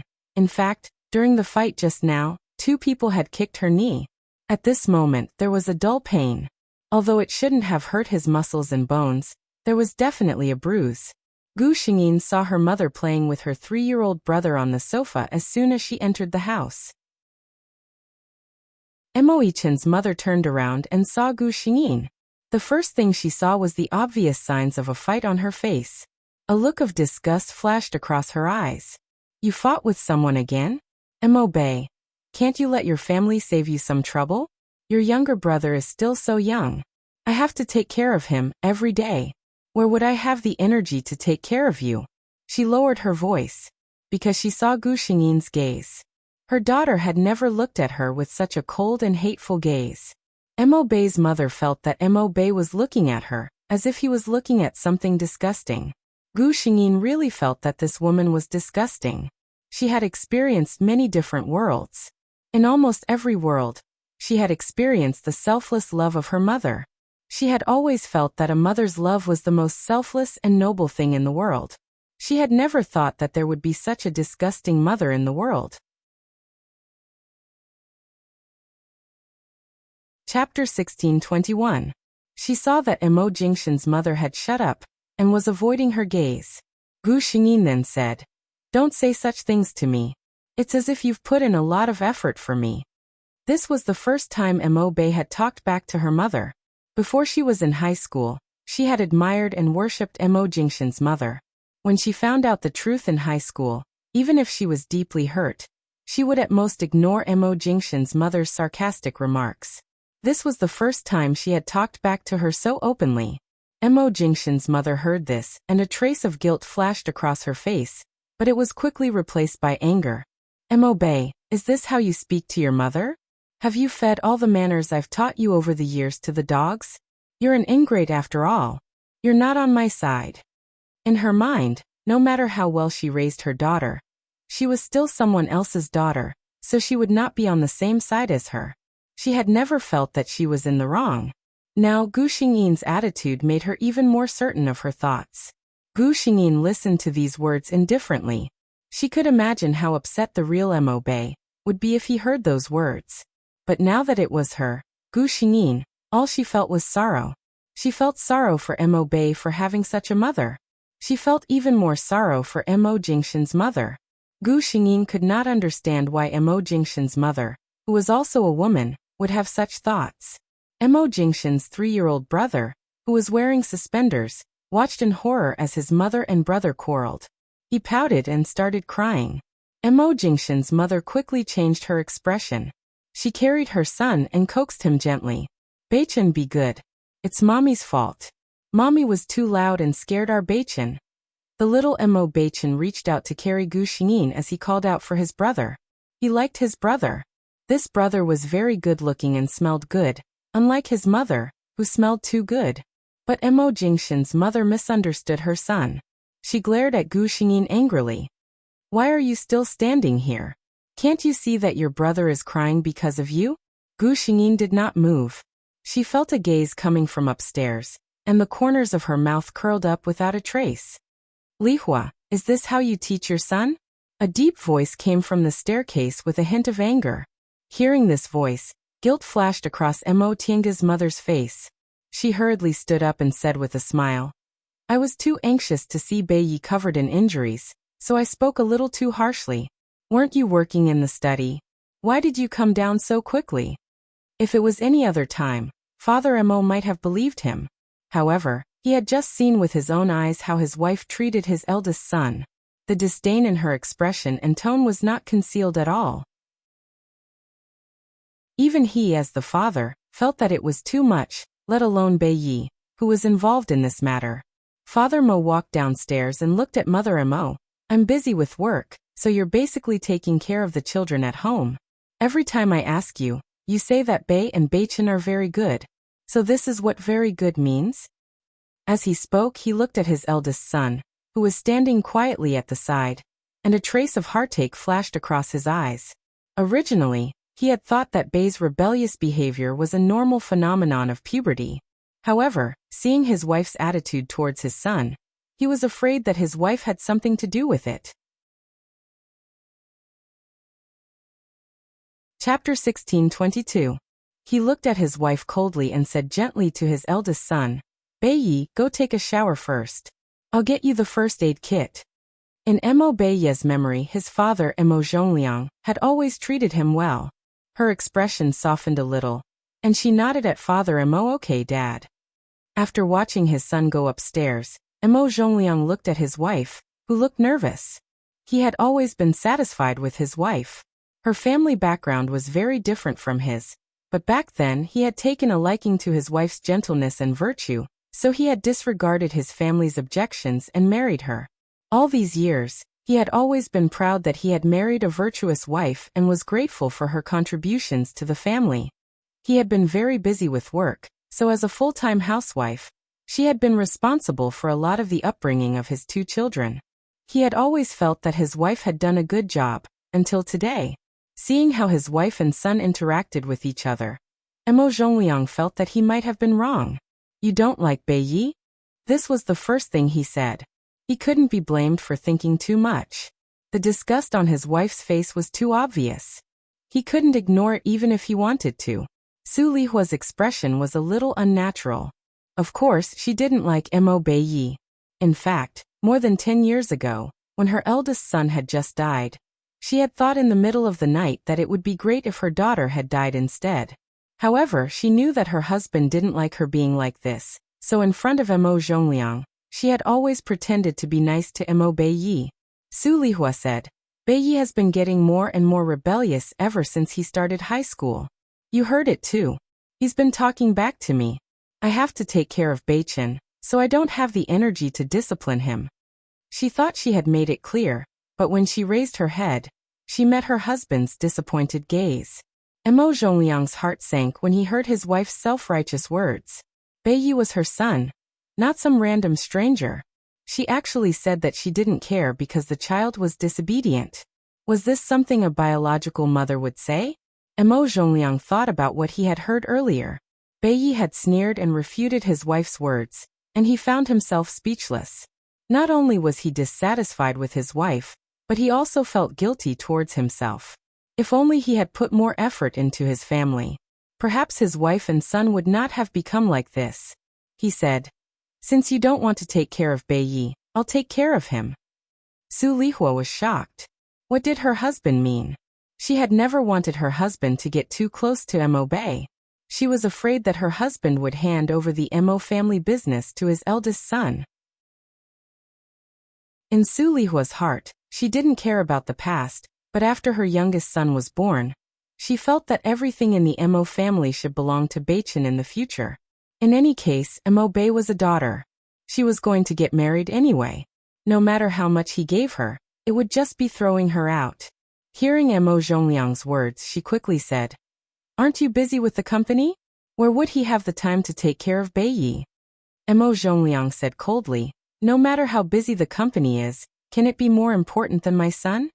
When Su Lihua heard this, she quickly said, If you have time, you can take care of Beichen more. Beichen is still so young, and he loves spending time with his father. Beiyi is already so old.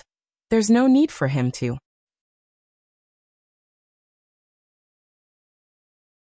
Chapter 16:23. Su Lihua did not manage to finish her sentence. Her husband's gaze was like a sharp sword that exposed all the stupidity and unbearability that she hid behind her virtuous appearance. Su Lihua, you really disappoint me. Beiyi, he's your son too. Mo Zhongliang didn't expect that he would discover such a big crisis in his family just because he accidentally eavesdropped on the conversation.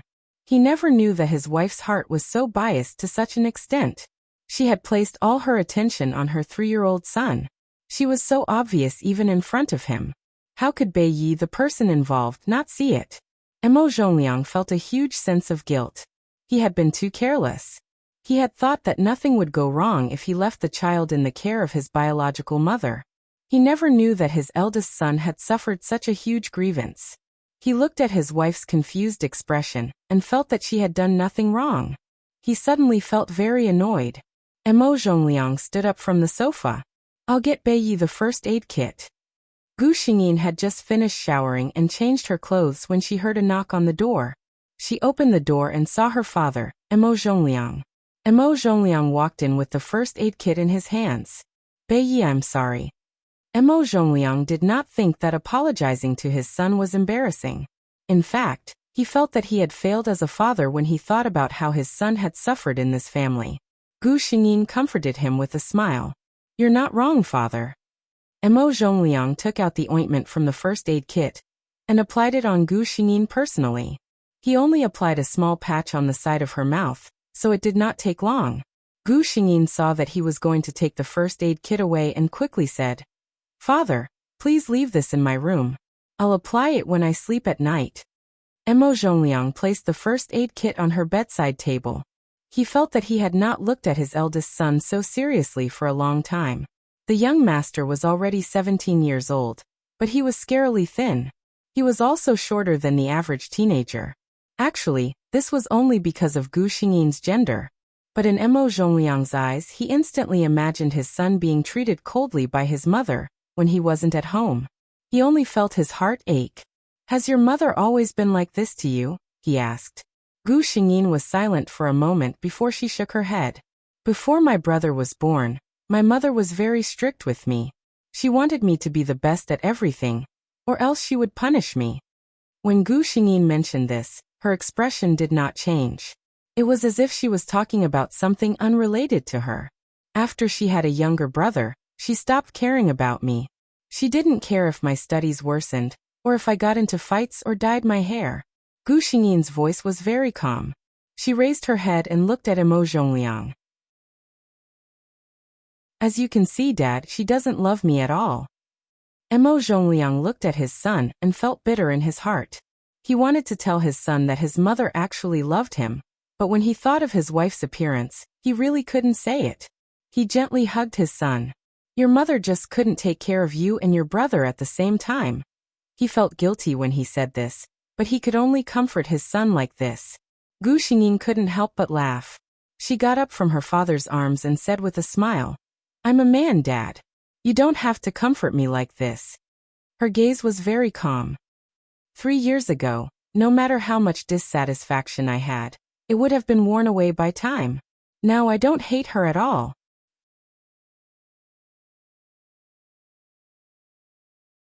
Chapter 16:24. Her words did not make Emo Zhongliang feel at ease at all, because he felt a little flustered when he saw his son's expression. As expected, Gu Xingyin looked at him and smiled. I used to have expectations for my mother, but now I don't have any. It's okay that she doesn't love me.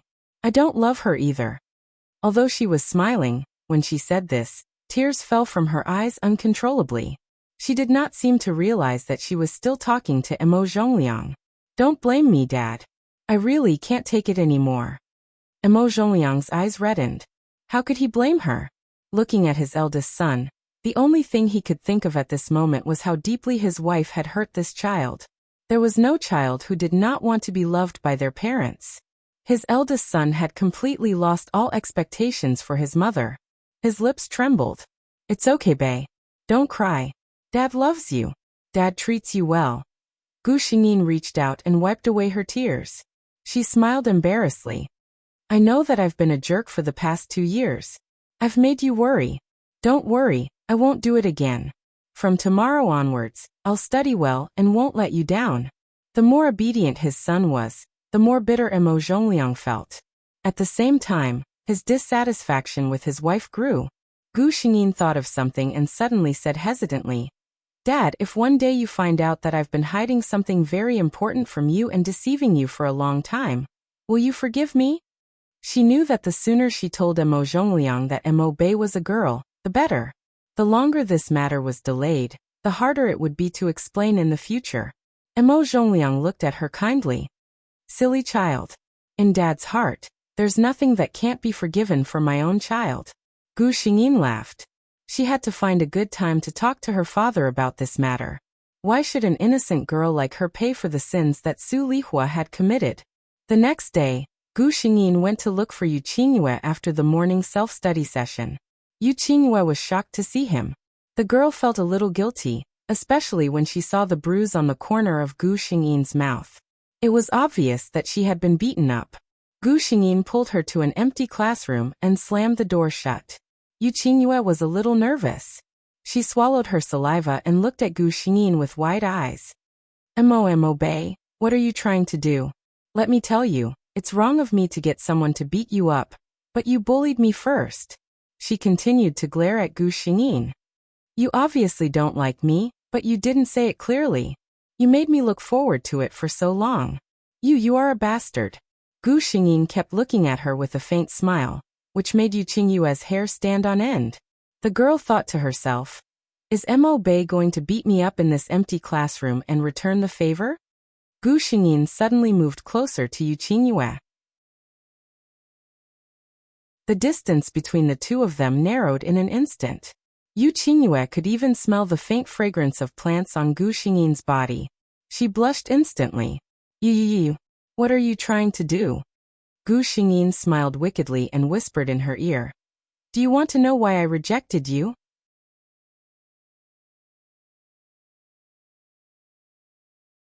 Chapter 16:25. Yu Qingyue felt that her brain wasn't working properly. At such a close distance, she could see Gu Xingyin's entire face clearly. Facing such a perfect 360-degree face at such a close distance, The impact on his heart was indescribable. She gulped and said, "Isn't it because you don't like me?" "Of course not." Gu Xingyin shook her head gently and held her hand. Yu Qingyue's heart beat even faster. What was he trying to do? Soon, she knew what he was trying to do. Because Gu Xingyin held her hand and gently placed it on her chest. Yu Qingyue's face turned even redder because of Gu Xingyin's action. But in the next moment, the redness disappeared completely. Yu Qingyue's face turned pale. She looked at Gu Xingyin and said, "You." Gu Xingyin let go of her hand and took a step back. The evil expression on her face disappeared completely. That's it. Yu Qingyue felt that her worldview had been turned upside down. Just yesterday, she had fallen out of love. But today, she discovered something even more shocking than falling out of love. The person she liked was actually a woman like herself. She stared at Gu Xingyin with wide eyes and said, "Then why did you?" She looked at Gu Xingyin from head to toe. To be honest, if she hadn't touched that incredible softness, she would never have thought that Mo Bei was actually a woman. Gu Xingyin sighed and said with a worried expression, "The story is too complicated. I can't tell you." She looked at Yu Qingyue with a sincere expression and said, "But I swear I really didn't mean to play with you. I really didn't expect your reaction to be so big." Knowing that Mo Bei was a woman, Yu Qingyue had a strange feeling in her heart. But since she had already hired people to teach Mo Bei a lesson, she naturally wouldn't be so calculative about this matter. Yu Qingyue waved her hand, clearly dejected. "Forget it, there's nothing more to say." She leaned against a desk, feeling as if she had nothing left to live for. Gu Xingyin looked at her, and was a little worried. She asked tentatively, "Are you okay?" Yu Qingyue waved her hand. "It's okay. I'm just mourning the loss of my youth." Gu Xingyin. "All right." She decided to leave this place and not disturb Yu Qingyue's mourning. In the end, after the morning classes ended, Yu Qingyue took the initiative to look for Gu Xingyin again during lunch.